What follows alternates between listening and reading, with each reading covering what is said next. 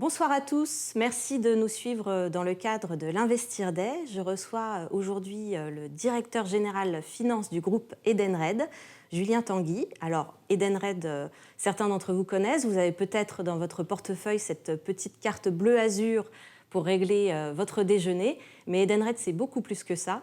Et Julien Tanguy va nous en parler, va nous parler de ce groupe qui pèse aujourd'hui environ 12 milliards d'euros de capitalisation boursière. Julien Tanguy, bonsoir. Bonsoir. Je rappelle donc que vous êtes directeur général finance du groupe Edenred. Est-ce que vous pourriez nous expliquer en quelques grands chiffres clés ce que représente Edenred aujourd'hui? Avec plaisir. Alors, Edenred est la plateforme digitale de services et de paiement qui accompagne au quotidien le monde du travail. Donc aujourd'hui, Edenred, vous l'avez dit, c'est 12 milliards de capitalisation boursière. Nous sommes présents dans 45 pays. Ces 45 pays sont principalement sur 2 zones géographiques, l'Europe d'un côté et l'Amérique latine de l'autre. On est également présent aux États-Unis, en Asie, à Taïwan, en Inde. Voilà, 45 pays dans lesquels on a 250 programmes qui sont répartis dans 3 business lines, donc 3 lignes de produits. Une première ligne de produits qui sont les avantages aux salariés, une deuxième ligne de produits qui sont les solutions de mobilité professionnelle et une troisième ligne de produits que l'on appelle les solutions complémentaires. Je vais revenir un petit peu sur ce qu'il y a dans chacune de ces lignes de produits. Si on regarde les avantages aux salariés d'abord, c'est le métier dont vient Edenred. Vous avez parlé du ticket restaurant. Aujourd'hui, le ticket restaurant représente à peu près 2/3 de l'activité de cette business line.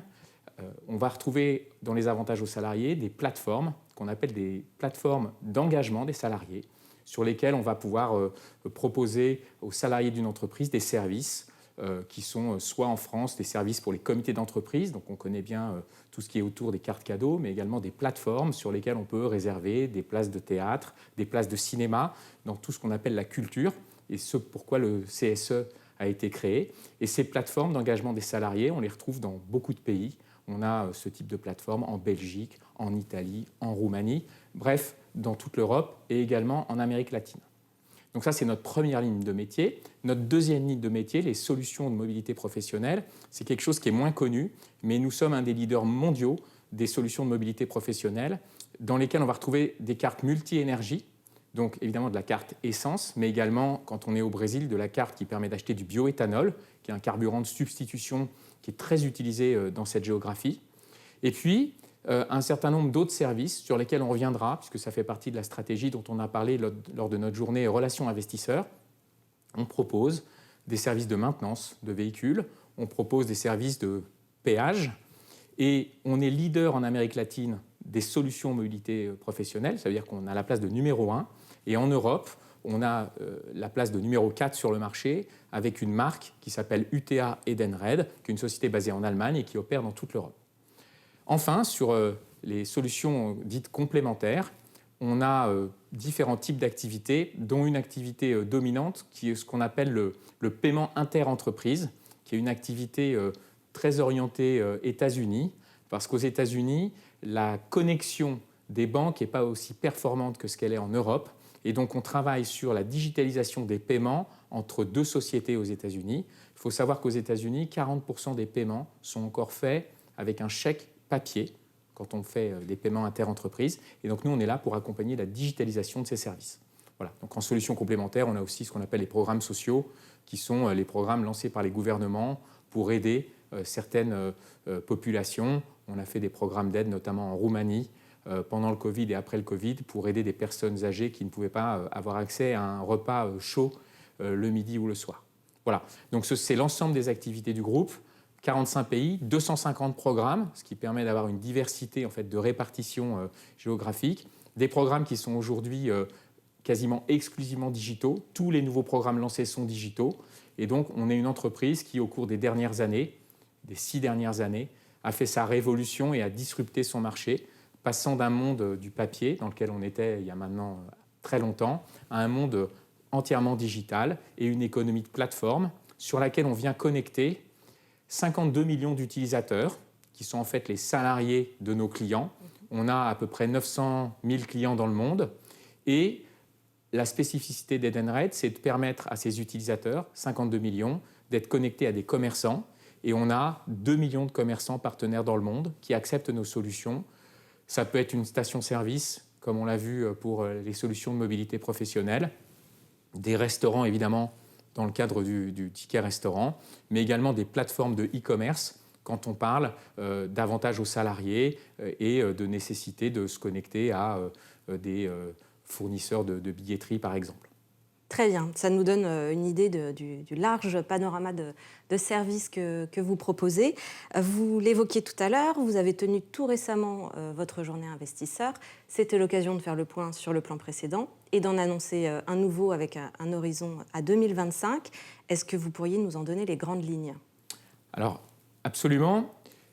Je pense que pour bien comprendre où on souhaite aller au cours des 3 prochaines années, il faut regarder d'où on vient et ce qu'on a réussi à faire au cours des 6 dernières années. Donc on a fait ensemble une revue de notre portefeuille d'activités.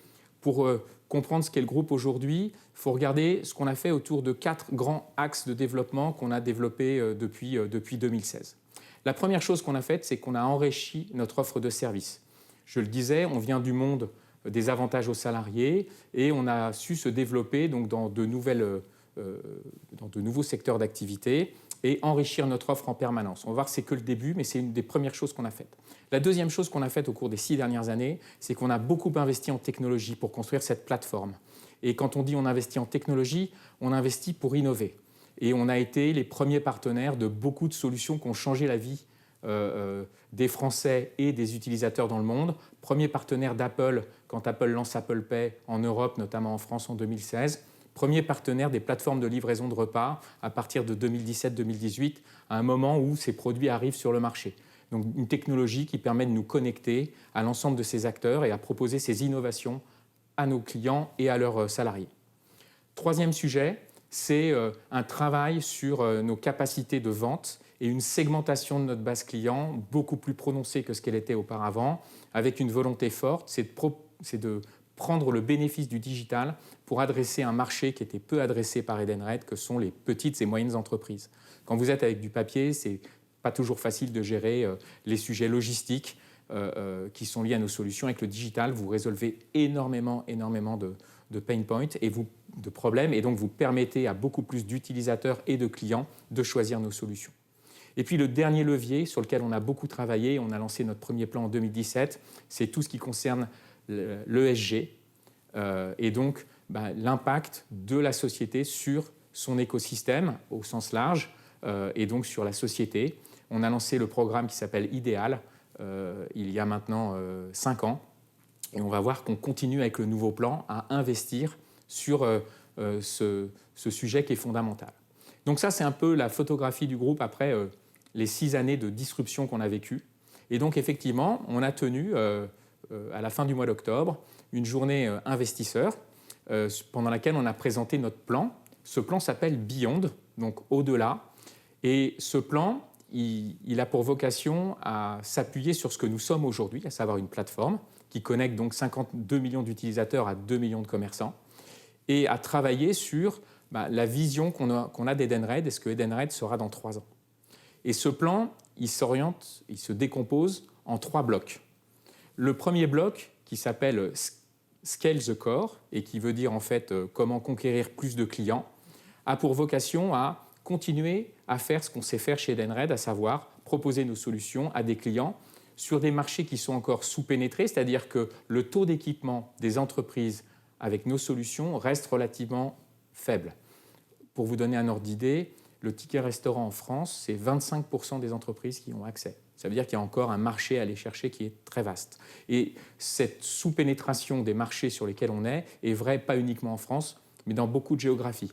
Donc, premier axe de ce nouveau plan, conquérir plus de clients dans des marchés qui sont sous-pénétrés en s'appuyant sur ce qu'on a fait au cours des 6 dernières années et qu'on sait très bien faire.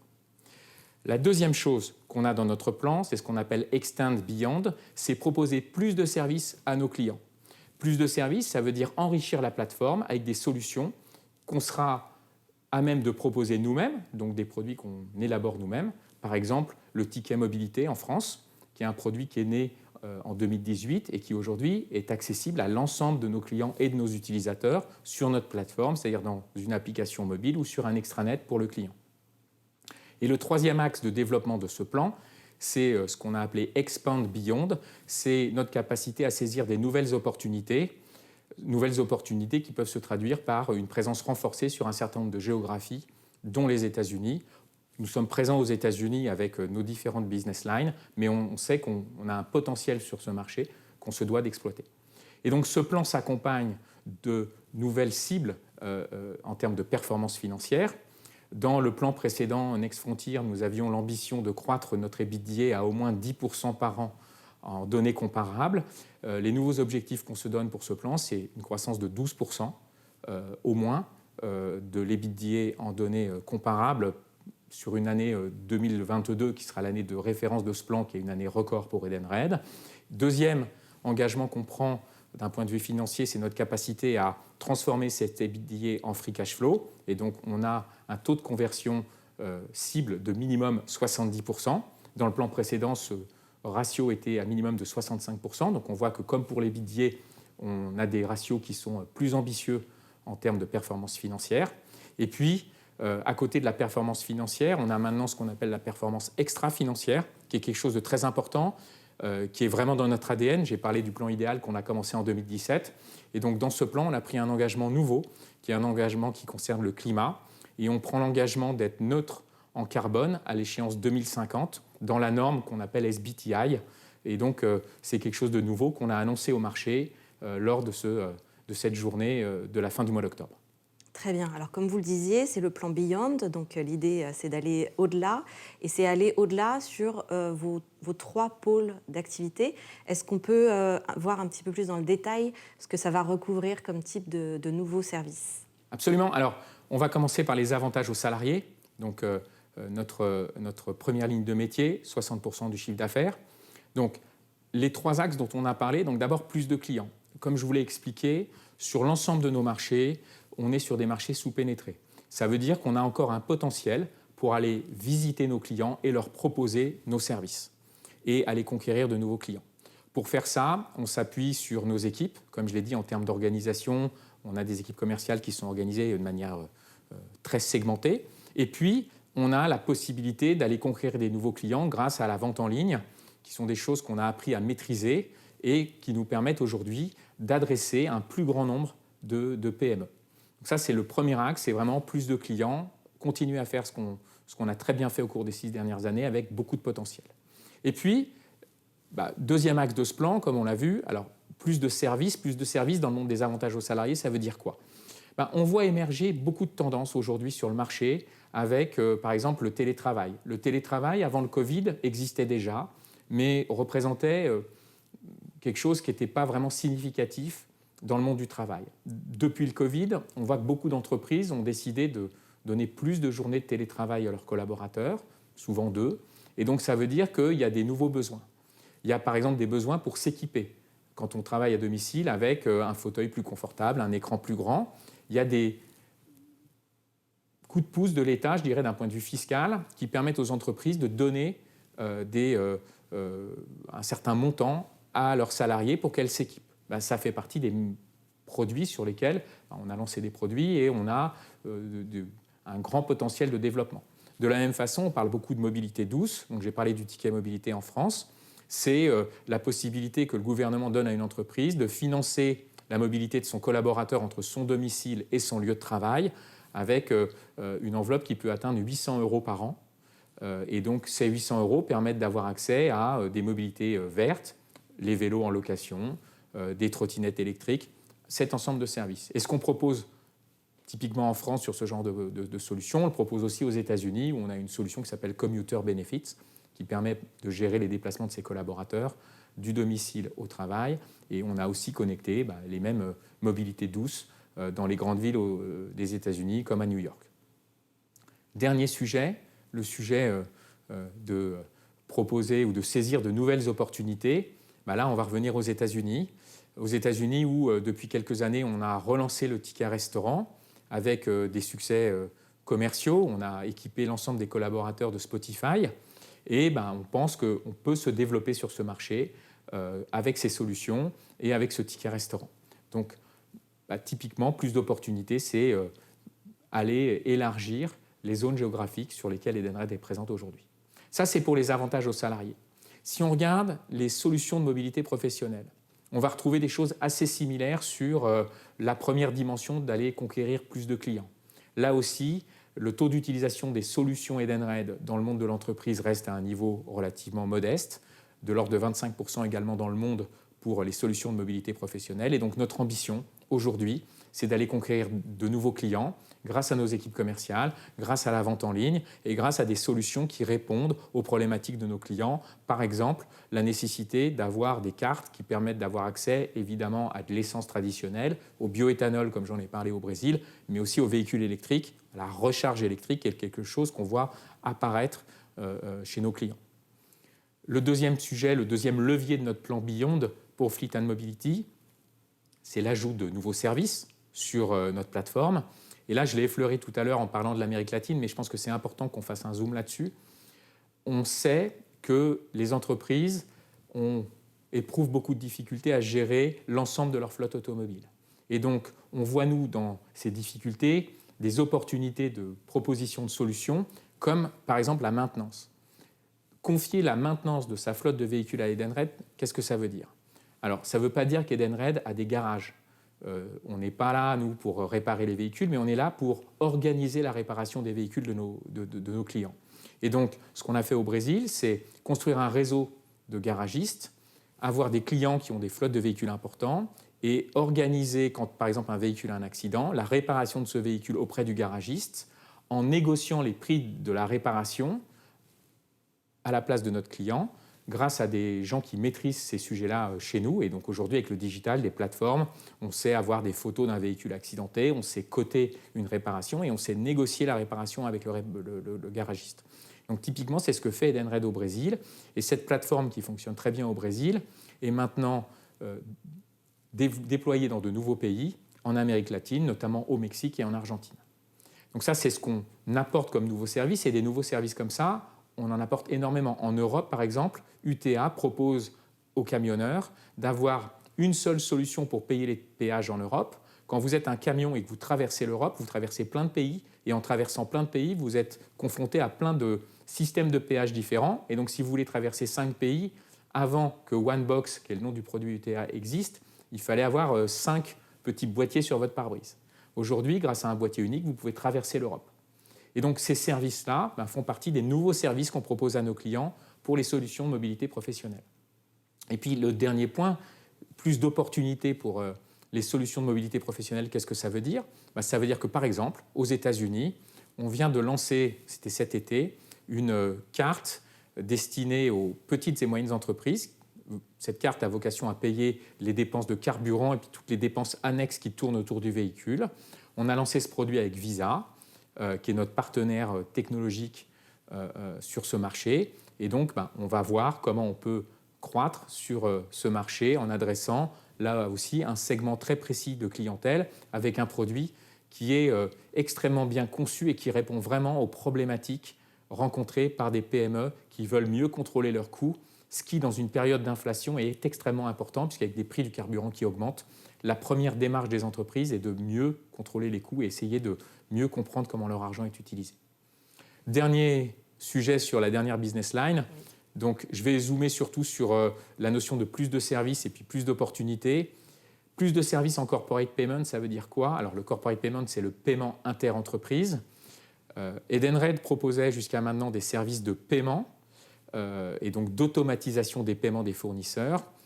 On a annoncé une acquisition juste avant la journée investisseur d'une société qui s'appelle IPS aux États-Unis. Cette société fait du traitement de la facture un peu plus en amont du paiement, c'est-à-dire la capacité à récupérer une facture, la scanner, extraire de cette facture un certain nombre de données qui seront utilisées pour le paiement.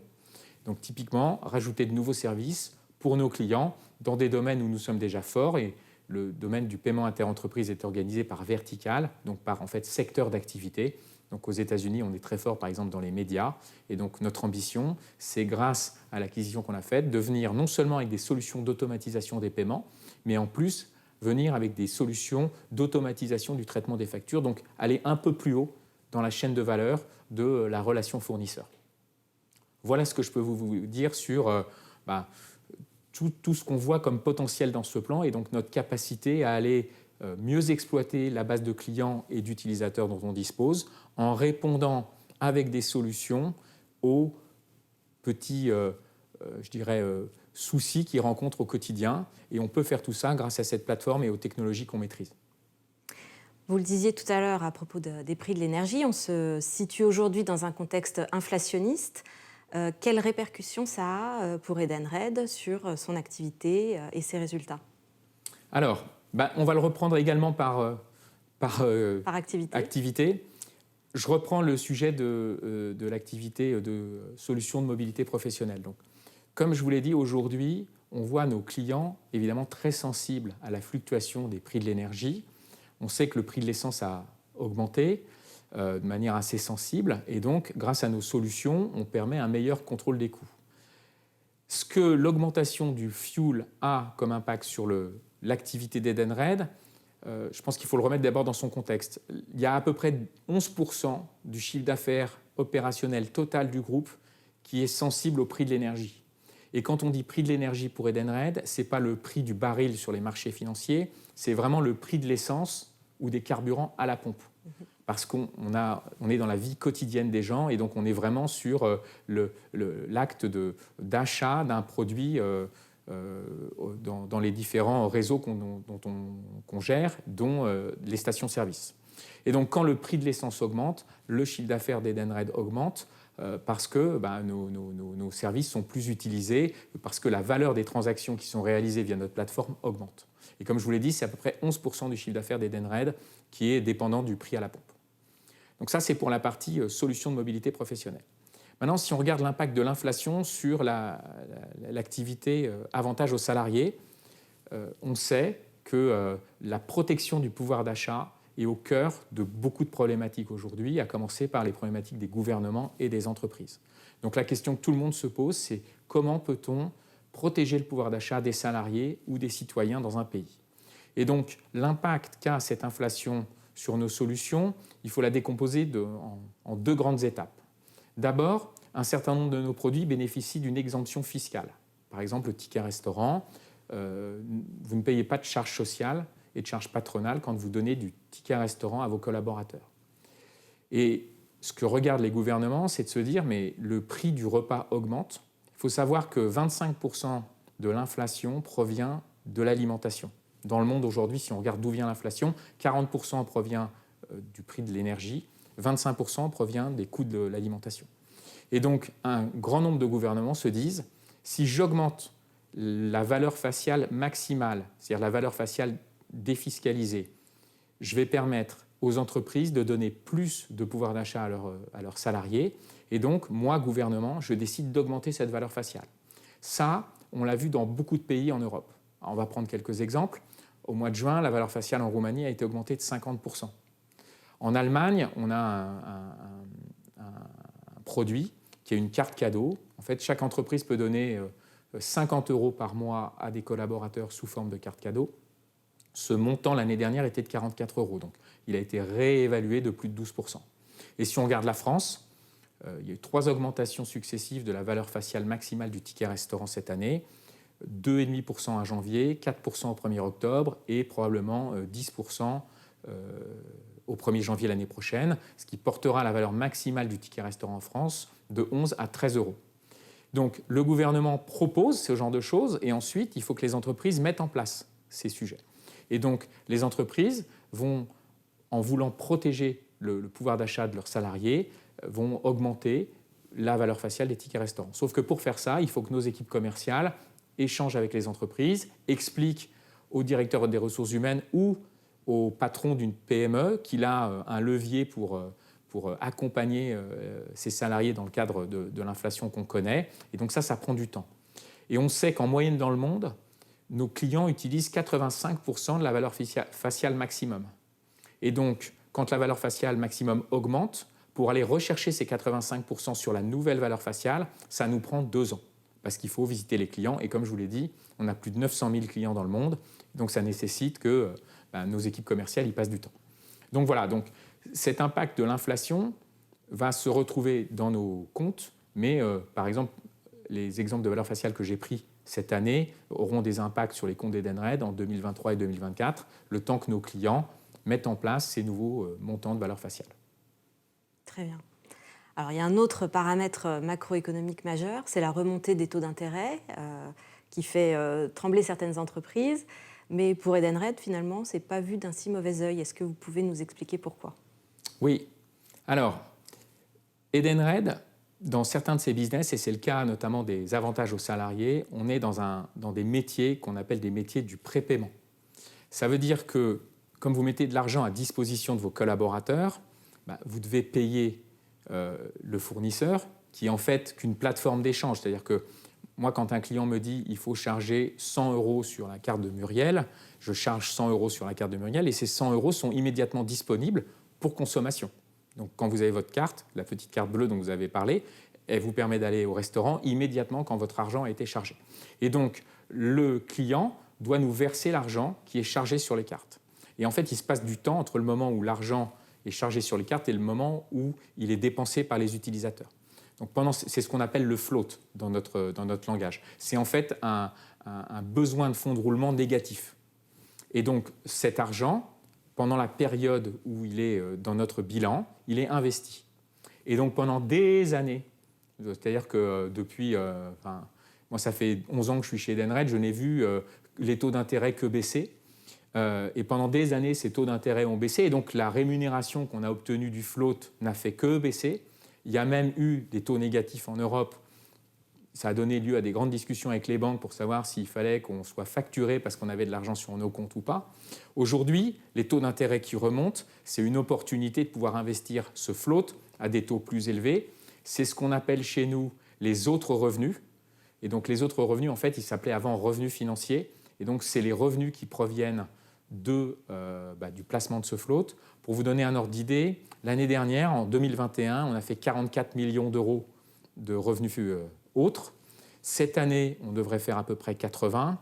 Et notre ambition, c'est d'ici 2025, tripler le montant qu'on avait l'année dernière, en 2021, du fait de deux choses.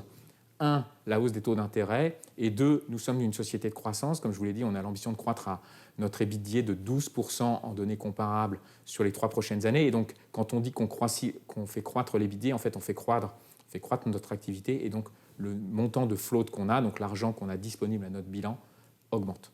Et est-ce qu'on peut avoir un ordre d'idée justement du montant de ce float aujourd'hui ? Absolument. Aujourd'hui, il est de l'ordre de 4 milliards d'euros. Oui, donc une somme considérable, effectivement. Absolument. Avec tout ce qu'on a dit aujourd'hui, est-ce que tous ces facteurs contribuent à l'excellent parcours boursier d'Edenred, à contre-courant du marché, ou est-ce qu'il y a encore d'autres choses qui justifient ce beau parcours ? Alors, d'abord, nous, quand on regarde le parcours boursier d'Edenred, on le regarde dans le temps, et donc sur un temps long. C'est vrai que cette année, on a une performance qui est excellente, qui est liée à plusieurs facteurs. D'abord, notre capacité à croître. On a annoncé au mois de juillet une target, une cible d'EBITDA avec des fourchettes qu'on a revues à la hausse au mois d'octobre, justement parce qu'on est dans un contexte notamment des taux d'intérêt qui augmentent, qui est positif pour Edenred, et parce qu'on a des produits qui plaisent beaucoup aujourd'hui, qui correspondent vraiment à des besoins des utilisateurs quand on parle de pouvoir d'achat pour les avantages aux salariés, quand on parle de contrôle des coûts pour l'activité de mobilité professionnelle, c'est vraiment des choses qui sont au cœur des préoccupations des entreprises. Donc, on est capable de générer beaucoup de croissance. On va sortir un EBITDA cette année compris entre 810 et 840 millions d'euros, ce qui est une croissance très significative par rapport à l'année dernière, puisqu'on est sur des taux de croissance supérieurs à 15%. Et donc, je pense que le marché reflète cette capacité à croître, quel que soit le contexte macroéconomique. Quand on regarde ce qu'on a fait au cours des dernières années, d'abord notre cours de bourse a été multiplié par 3 depuis 2016. Et puis, on voit qu'on a été très résilient pendant la crise du Covid. L'année du Covid, notre chiffre d'affaires opérationnel a baissé de 1,6% en données comparées. C'est-à-dire qu'on a baissé, certes, et pour nous, c'est quelque chose qui était inenvisageable. Chez nous, la croissance, c'est de la croissance à 2 chiffres habituellement. Donc, baisser, c'était quelque chose qui était très difficile, mais c'est très modeste en fait. Cette baisse a été très modeste par rapport à ce qu'on a vu sur l'ensemble des sociétés du marché et on a été capable de rebondir très vite. On a fait une année 2021 record, c'est-à-dire après 2020, dès la grande crise du Covid en 2021, on a été capable de sortir une année record. Et 2022 sera une autre année record pour Edenred, avec encore une fois une croissance très forte. Et donc ce que reflète la performance du cours de bourse, c'est la performance financière de l'entreprise. Et d'ailleurs, nous, on travaille tous les jours pour que cette performance financière s'améliore et qu'on soit capable de croître. Et le cours de bourse est une conséquence de la performance opérationnelle de la société. Julien Tanguy, merci beaucoup pour cet éclairage sur le groupe Edenred. Je rappelle que vous êtes directeur général finance du groupe. Merci à tous de nous avoir suivis et bonne soirée. Merci.